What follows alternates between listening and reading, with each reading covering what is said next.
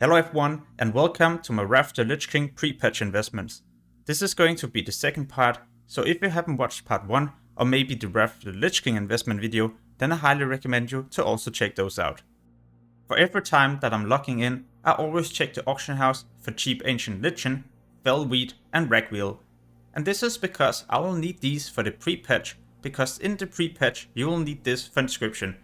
But why will you need this for Inscription?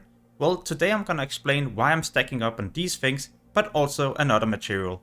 By the way, I would like to say thank you to all the people who recently voted if they have purchased gold in phase 5.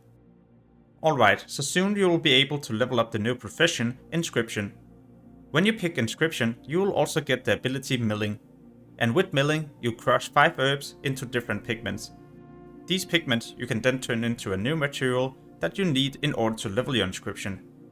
It's important to know that you can't just mill all herbs right away.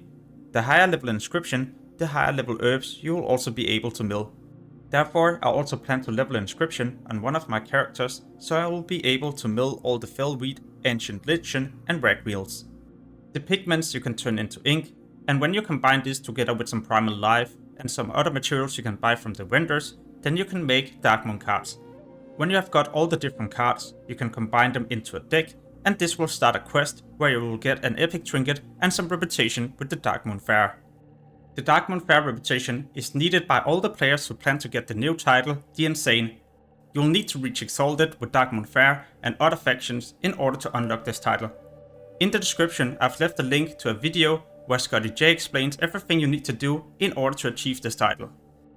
When I crafted the different cards, I also noticed I can do this from level 325 and all the way up to around 385, so you can craft these for so many different levels, and then you can always just resell them on the auction house to either people who need the reputation or for people who need one of the 4 trinkets.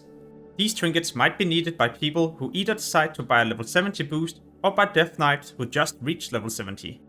When you're milling the different herbs, you will get a lot of pigments for the ethereal ink, but you don't need a lot of these inks in order to craft the cards. Therefore, you can always use the remaining ones to craft the different scrolls. These are needed by people who raid or plan to level faster from level 70 to 80.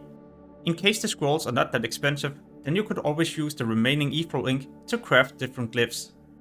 If you plan to speed level your own Inscription, then I've also made a video with all the different amount of herbs you need to buy in order to speed level your profession.